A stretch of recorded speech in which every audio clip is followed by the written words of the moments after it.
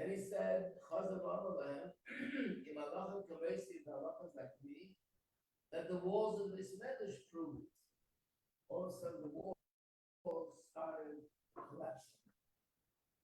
Rabbi Yeshua, who was spokesman for the Chachamim, he stood up and he screamed at the walls. And he said, if Torah scholars are having a debate with each other in halacha, why are you getting involved? So the walls stopped. But what happened was an interesting thing, the Gemara says. They didn't go back straight because Rabbi Lezer told them to bend. They didn't fall because Rabbi Yeshua told them not to fall. So it's just like this in the middle, bent halfway. And the Gemara says, the Gemara was written many years later, that if you go there today, you'll still see the shul with the bent-in walls. I don't know if it's still existing, but in times of the Gemara, yeah, of course, this was in Eretz Yisrael.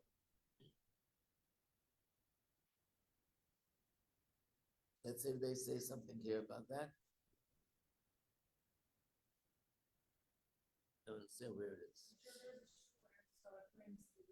I'm sure there are quite a few shuls that have bent-in walls, yeah. Then he said, if my halacha is correct, let Shamayim, let heaven prove it. And then a heavenly voice came out, and the heavenly voice said, what do you want from Rabbi Lezer? Halacha k'meiseh b'chol mokim. In all areas, the halacha follows like Rabbi Lezer. A heavenly voice. What could be more? Amar Rabbi Yeshua Raglo. Rabbi Yeshua stood up on his feet, and he said, Loi b'shamayim hi. Torah is not in heaven. So the Gemara asks, "My Loi b'shamayim hi." What does it mean that it's not in heaven? Amar Rabbi Yirmiyahu shekvar nitna Torah mehar Sinai. The Torah was given at Har Sinai, and once it was given at Har Sinai, it's no longer in heaven. We do not pay attention to heavenly voices, because it already says in the Torah, Achrei Rabim Lahat. The Torah gives a halacha ruling that if there's a question in halacha, you go by a majority of opinions, and the majority of opinions says that it's tamei, and therefore, even though there's a heavenly voice that says otherwise, we don't go by that. We go by majority of opinions. So of course, it's a shocking Gemara. The whole Gemara is shocking. What does it mean that a tree will prove it, the water will prove it, the walls will prove it? And what does it mean the Torah is not a Shemayim? Could you imagine you write a book, and then two people have a difference of opinion of what you meant, and then you walk over and you say, I'm the author, I want to tell you what I meant. You say, too late, you wrote it down, now we make the decision. No longer, it's not in your hands anymore. Hashem is the author of the Torah, and he's telling us, the heavenly voice is telling us what the halacha is. And we're saying, once you gave the Torah here, we make the decision, and we don't care what the author says. That's very difficult to understand. Okay, so before we explain that, let's go to another Gemara.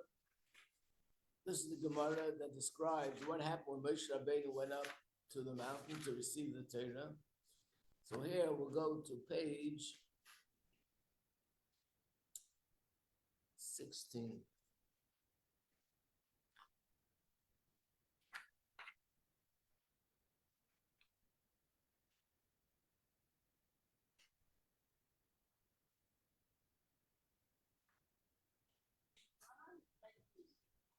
What?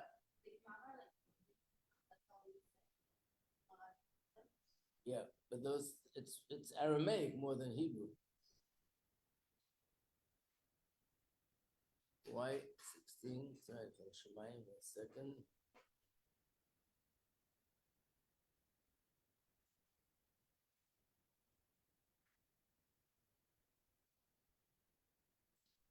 Maybe this book has different pages. Let me see. So.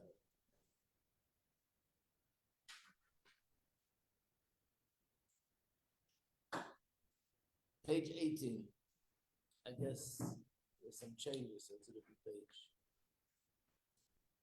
Page 18. Page 18, the paragraph that begins with another teaching of Yeshua ben Levi.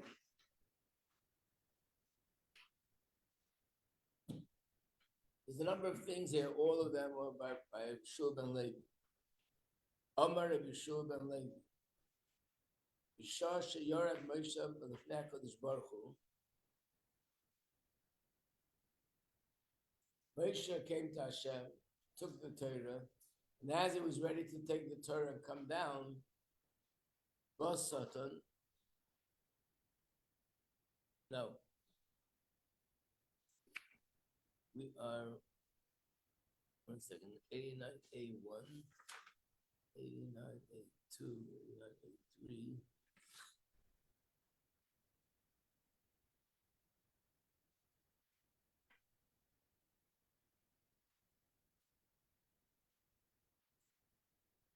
Okay, here's where we are.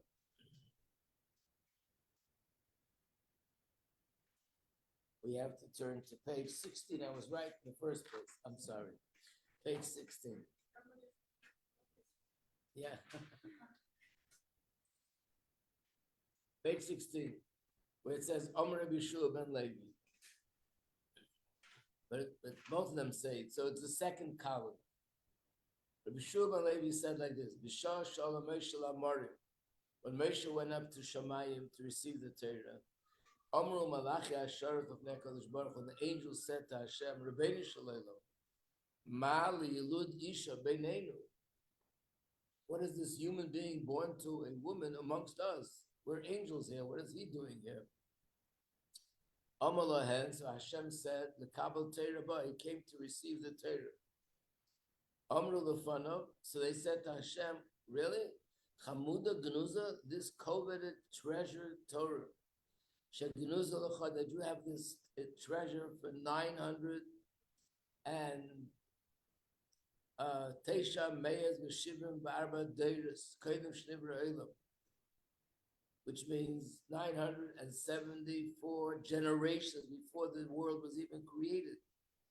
This coveted Torah, this precious treasure, at the Mavakesh Lita and the Bas of Adam, you want to give it to a human of flesh and blood? Mo Enesh Kisis Kereno Uven Adam Kisif Kedeno. These are all psukim. What is a mortal, a person, that you should remember him, and the Son of Man that you should recall him? Then the Tillim says, Hashem Adonenu Moader Shimcha B'chol Haaretz She'noit Chol HaShamayim. Give your glory on the heavens. Why are you giving it to them? Give it to us. Something like Torah belongs to us on the heaven, not to these humans on earth. Let's turn to page 17. So Hashem said to Moshe, answer them. Omar Rafanu, so Moshe said to Hashem, Rabbeinu Shalom, I'm afraid they might burn me with the breath of their mouth. These are angels, and they're on fire.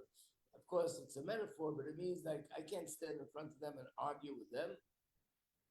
So Hashem said,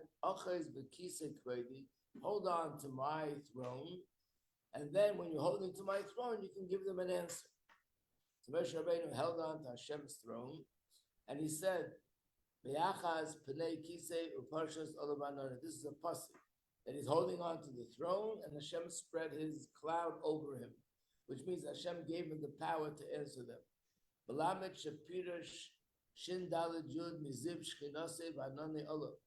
Hashem spread the radiance of his presence and his cloud on Moshe.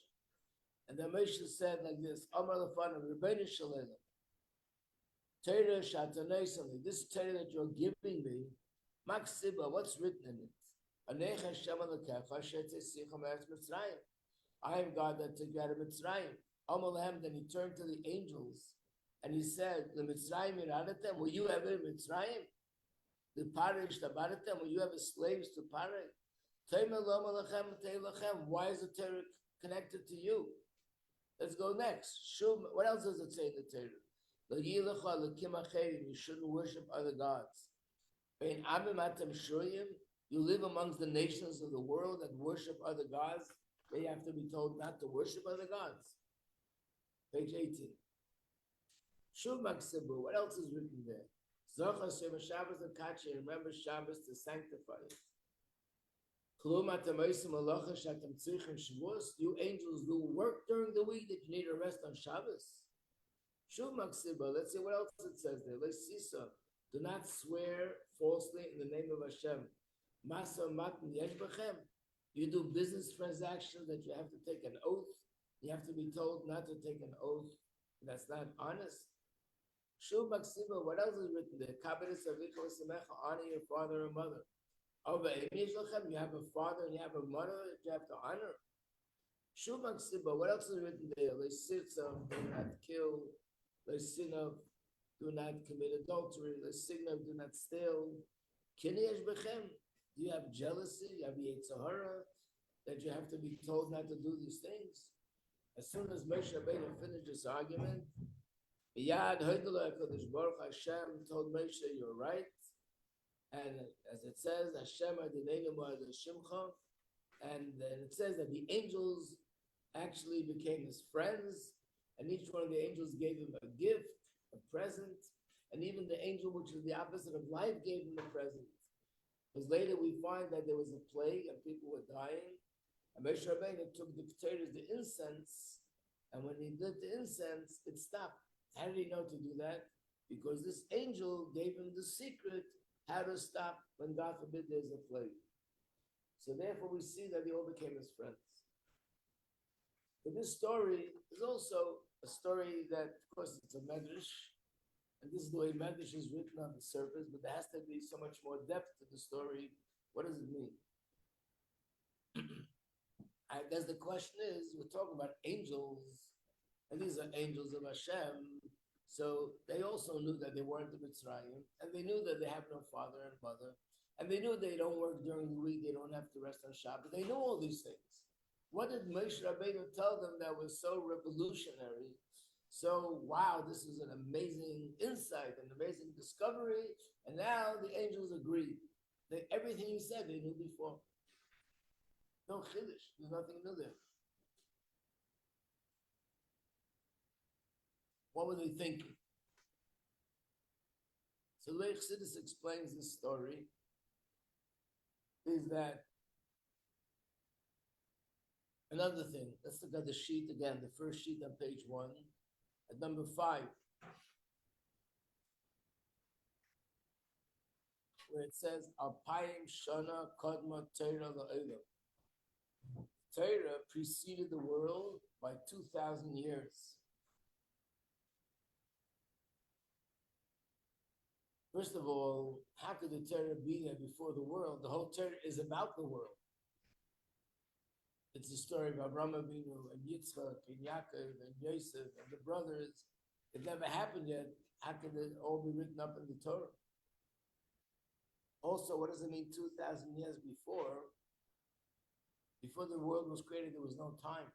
We know that, as Richard Maggid says, that before the Torah was created, there was no space and there was no time. And therefore, both didn't exist. How could it be 2,000 years before?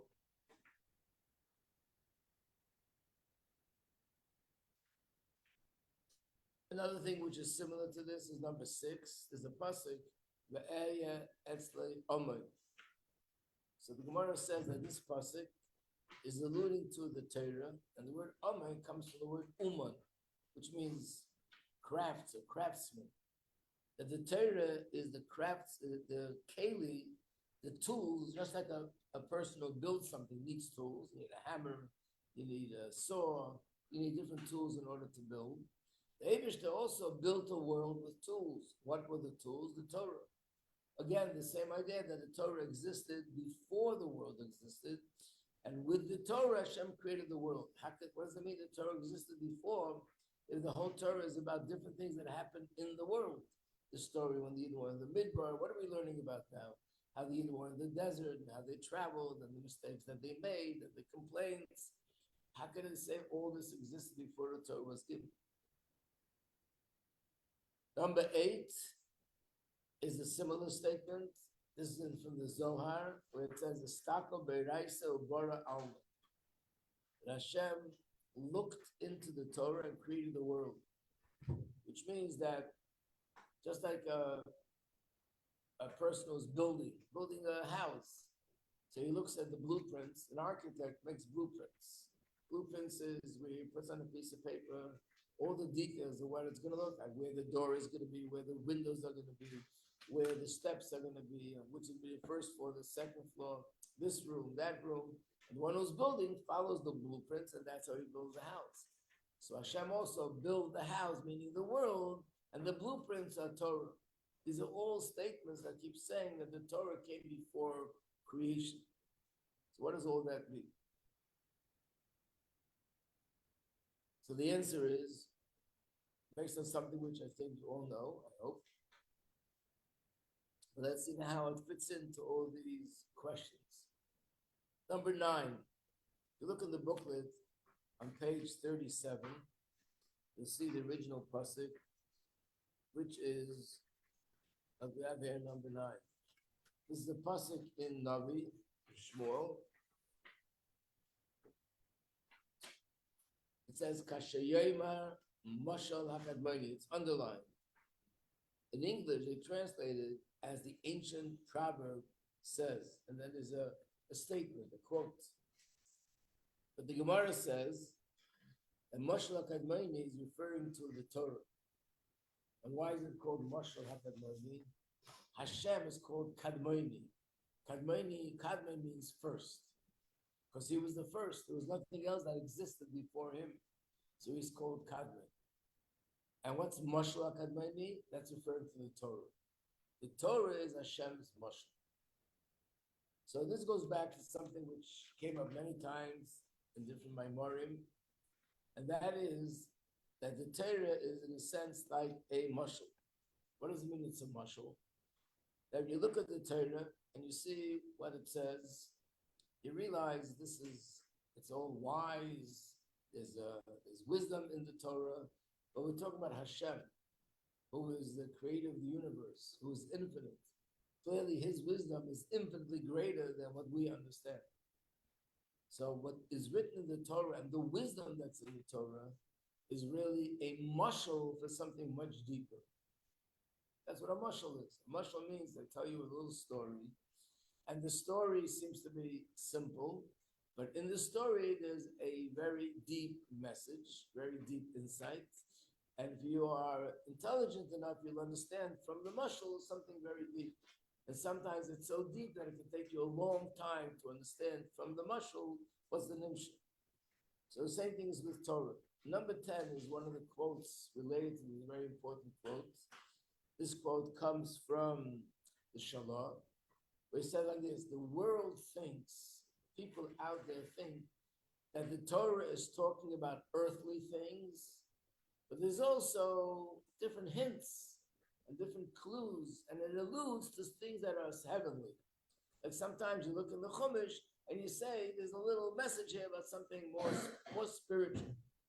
He says that's a mistake. It's just the opposite. The Torah, in essence, is speaking on the heavenly level, on a spiritual level, on a elyonim. But the Torah also presents everything in a way that we, human beings on earth, should be able to understand it. Just the opposite of what I would think. So in other words, what? Shalom. Just to give an example, it says in Chumash, right at the beginning, that Hashem put Chava, Adam Rishon to sleep, and he created Chava. But when you look in Kabbalah, it explains that this is talking about the sphere of Malchus, and the sphere of Malchus went back to its source, and what happened from that. In other words, it's talking about spheres, it's talking about spiritual things that are infinitely greater and deeper, but the Torah speaks about this in Gashmistic terms, not because chas v'shalom it means that and not this. It means the physical, but as we explained many times, this is the deeper meaning for what is going on physically. So there's a rule, ein mikra yotzeh b'dei pshutim. When you see a pasuk, it means literally what it says, unless there's proof otherwise. But generally, it means what it says literally. But the meaning of what it says is so much deeper than what is on the surface. So wherefore, when it says Hashem put Adam Rishon to sleep, it means literally he put him to sleep. And what happened next? Chava was created. But all this was a result of something that was going on a much higher spiritual plane. And that's really what so, for example, if someone will tell you a mushal about a certain concept, what's the main thing, the mushal or the nimshal? The main thing is the nimshal. In order for the person to understand and to relate to it, you give them a mushal. So the same thing with Torah. The real wisdom of Torah is the deeper one. And in order for us to understand, so Hashem put the Torah in these simple terms, which means everything happening in the Torah is really a manifestation of something much, much deeper that's going on a much higher level.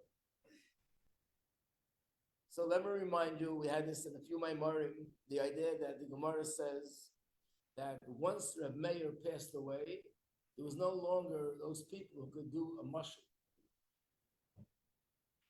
And the Chassidus had asked the question, what do you mean there's no such thing? A mashal, anybody can do a mashal. Anyone in this room, I'll give you an assignment to write a mashal. It'll take you, some people take 10 minutes, some people 50 minutes, but you make a mashal. Hashem is the king, Yidden are the queen, Hashem is the king, and you make a little story, you have a mashal. So obviously there's two kinds of mashalim. There's mashalim that everyone hears all the time, teachers give mashalim. Make something a little bit. Gemara, it means a mashal was only given if the concept was so deep and so abstract that the only way that the sage, the only way that the Tana was able to communicate this concept is through a mashal. Otherwise, they would just give it as it is. The fact that they need a mashal is an indication that it's so that no matter how they explain it, no matter what words they use, no matter how simple they make it, it'll still be too deep and too abstract without a mashal. It's hard for us to understand that, but I'll give you a mashal.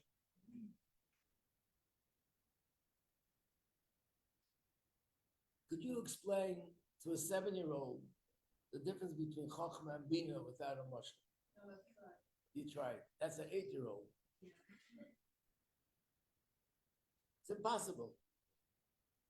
You tell them there's a brain, and in the brain there are two faculties. One is Chochmah, one is Bina. Chochmah gets the essence of the concept. Bina, the details of the concept. There's know what you're talking about. What if you spell it out and say the essence, the details, and you kvetch, and you talk, and you talk, and you talk. You talk till you're blue in the face, you would not know what you're talking about.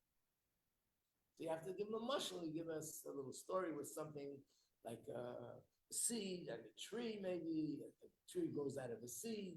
Oh, that he understands. There's a Maya, there's a wellspring, and from the wellspring a river flows. Oh, that you can show him, you can understand. But you try to explain to him Chochmah and Bina the way it is, there's no way you can explain it. And that's the way it is by Chachamim. They understood things so much deeper than we do. I know it's hard to understand. How could anyone understand something deeper than us? But they understood things on such a deep, abstract level that no matter how much they would explain it, and how much they would elaborate, and how much they would bring it down and simplify it, it would still be too deep. And then they needed a mashal. And Rabbi Meir, the Gemara says, he needed 300 mashalim. Remember? That he needed a mashal to explain his mashal. And then needed a mashal to explain the mashal from the mashal. And he needed 300 mashalim. That's how deep he was. Shlomo Melech, how much did he need? 3,000 mashalim. Vayidaber Shlomo Shloises Elef mashalim. He needed 3,000 mashalim. So how much mashalim does Hashem need? Can't even think. So that's what it means. The Torah is Hashem's mashal. So everything we see in Torah, every single line, every single detail, even the story, it's not just a story. There's a concept here, there's a wisdom here, there's an insight. That wisdom is deeper than deep. And in the story, it's brought down in the simplest way, like a mashal. That's why the Torah is called Hashem's mashal. What? Mashal? A metaphor or analogy, yeah.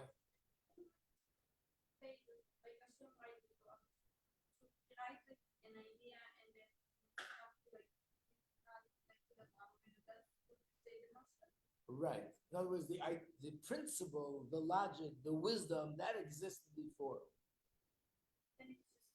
And then when these stories happened, those ideas and that wisdom of Hashem was written down in Torah, but it's what you see in the Torah is the sort of external part of the mashal. And the wisdom itself, the principle behind it, was given way before. It's like a person writes down on the blackboard, 2 + 2 = 4. I didn't create it. It existed before. What I did was I wrote it on the blackboard. Now it's on the blackboard. If I erase it from the blackboard, I'll put it on a piece of paper. And also, I could write down 2 bananas and 2 bananas are 4. I could have also written 2 chairs and 2 chairs are 4 chairs. In all cases, it would be the principle could be brought down one way or another way. So when Yidden did what they did and the things happened and the Torah writes everything down, that's how Hashem's wisdom came down lamata. But the wisdom itself existed before the world was created. No, they had Bechira. They had Bechira, but in whatever they did, that was the way the wisdom of Torah came down in a physical way.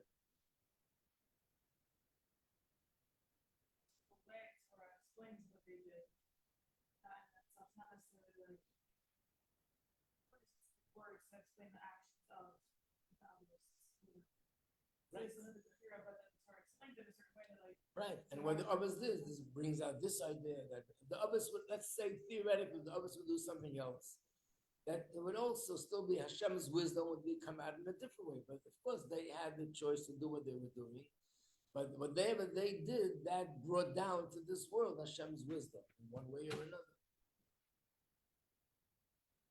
So when the Malachim, when the angels said, put the Torah up here, what do they mean? They meant to say, Hashem, why make the Torah in a mashal? Let's give the Torah up here the way it is in the nimshal. We understand it on the higher level, and you don't need to make a mashal. In other words, the wisdom of Torah should be given to the angels on a deep, abstract level, where you don't need to bring it down to the level which is the physical level. You can explain the concepts of Torah on a deep, deep spiritual level, and the angels will be able to understand it. So when it says in the Torah, for example, honor your father and your mother, it doesn't mean a physical father and a mother. It doesn't mean physical honor. It means something deeper. For example, it says in Tanya, that Chachma and Bina is called Av V'Ein. You remember that? And right at the beginning of Tanya. Why? Because the intellect gives birth to the emotion. So that means there's father and mother physical, there's father and mother in a spiritual sense, and higher and higher and higher. And therefore, when it says something in the Torah about a father and a mother, or a husband and wife, as we know in Chassidus, the husband is Zah, and the wife is Malchus. The husband is the masculine part of the Shekhinah, and Malchus is the feminine, and all the things in Torah about the interaction and relationship between husband and wife also apply to Zah and Malchus on a higher spiritual plane. And the Malachim was saying, that's the way you should give us the Torah, the way it's pure, not the way it's covered up. And we'll learn the Torah on that level.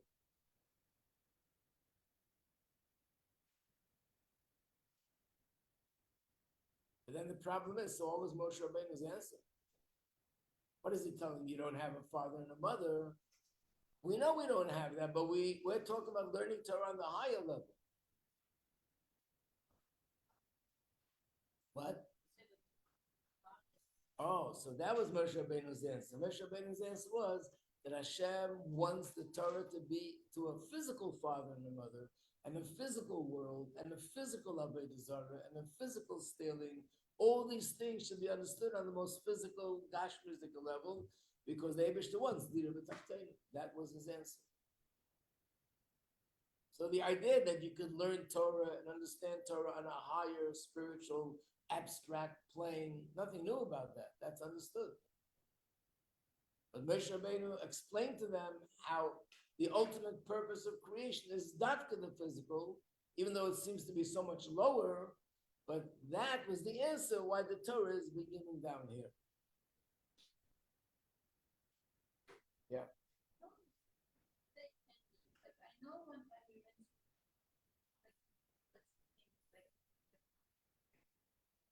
voice or something like that.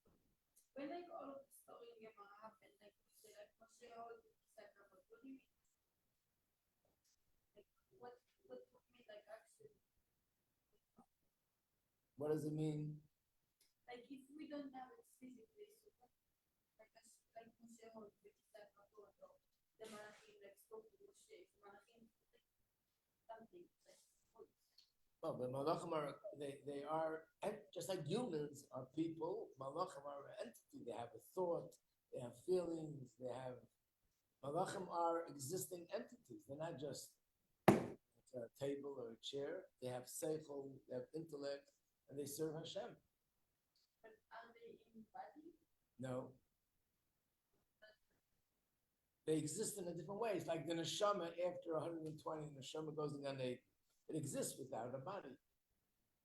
So the malachim are also like a neshama without a body. This Friday night when they come to the house, just ask them to appear. You want to see what they look like. And then run, yeah.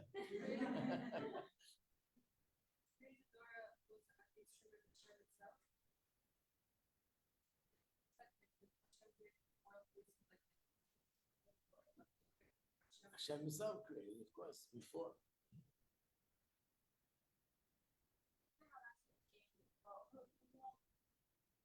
The malachim were created on Monday.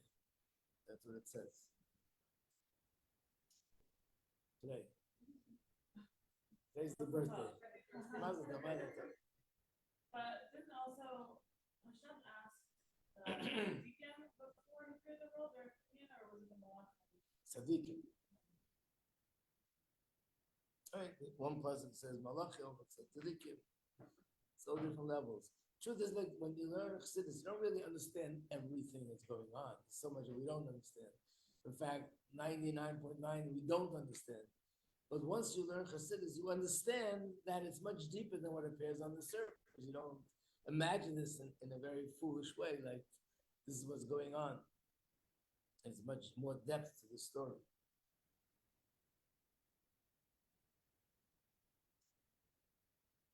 So, what does this mean that I know we don't understand? But if we didn't receive the Torah, and like Torah is Hashem's mashal, so we must be beyond that. When we say perceive, it means, so what was Hashem's purpose initially? Like when you have a project, let's say you're going to go build a building. The building itself takes time. What came before the building was the plan. And the plan is how to build a building. What becomes before the plan is the purpose of what you want to do. The person decides, I want to make a yeshiva.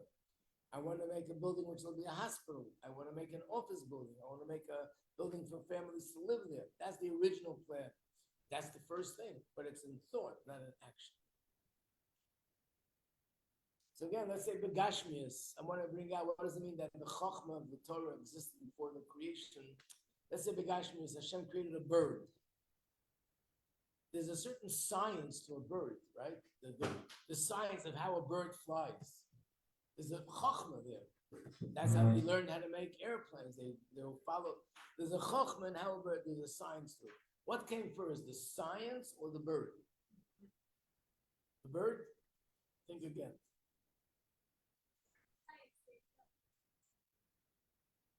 When a person made a computer, what came first, the Chochmah or the computer came first?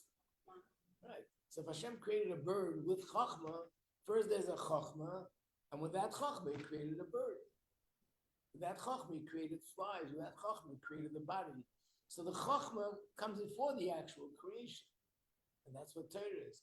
Torah is the source of all Chochmah in Gashmius and Ruchnius and everything in the world, and then came the creation of the world. How does this answer the first question? The Torah is not in the heaven. So we'll leave that for tomorrow, Mr. Hashem. I hope you'll be able to handle it until tomorrow.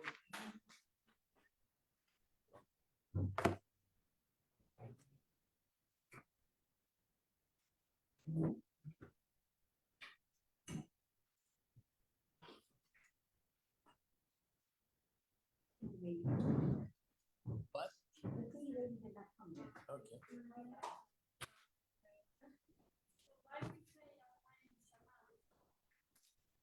Alpine means levels, not years. The Rashi and Chumash, I'll show you later, where it says that Tzayin was built 7 years before